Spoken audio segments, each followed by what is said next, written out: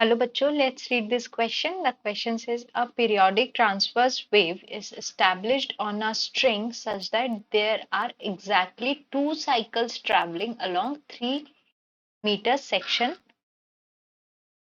of the string. The crest move at the speed of 20 meter per second. How could the speed of the wave be increased?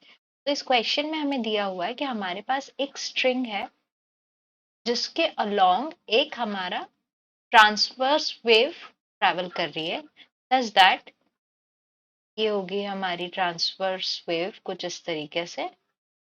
उसमें ये condition है कि 3 metre के distance पर मतलब यहाँ से कितनी साइकिल्स दिख रही है, कंप्लीटली 2 साइकिल्स हमको मिल रही हैं। तो ये जो डिस्टेंस दिया हुआ है ये हमको कितना दिया हुआ है, 3 मीटर के सेक्शन का। अब हमें ये दिया है कि जो वेव है वो किस स्पीड से ट्रेवल कर रही है, इज ट्रेवलिंग विद 20 मीटर पर सेकेंड स्पीड। अब हमें ये बताना है कि हम किस तरीके से वेव की स्पीड को इंक्रीज कर सकते। तो the key concept is the speed of wave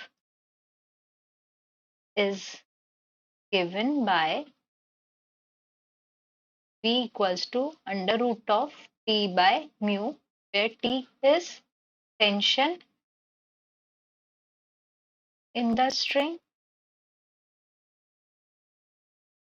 and mu is mass per unit length। अब देखिए, अब हमें क्या करना है, हमको क्वेश्चन में दिया हुआ है कि हमें स्पीड ऑफ वेव बढ़ानी है। तो स्पीड अगर हमको बढ़ानी है तो हमारे पास क्या कंडीशन बनती है, पहली चीज ये कि हम स्ट्रिंग का जो है टेंशन इंक्रीज कर दें, because speed is directly proportional to under root of T. Also अगर हम v को फ्रीक्वेंसी के टर्म्स में लिखें तो हमारी वेलोसिटी होता है f मल्टीप्लाइड बाय लैम्डा, और f क्या है हमारा, फ्रीक्वेंसी। फ्रीक्वेंसी को हम क्या लिख सकते हैं, 1/t lambda.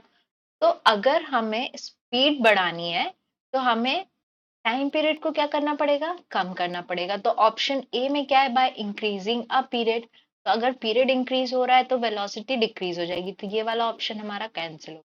Bye increasing the tension in the string, अगर tension in the string increase होता है तो हाँ वेलोसिटी हमारी इंक्रीज हो सकती है, तो ये ऑप्शन हमारा सही है।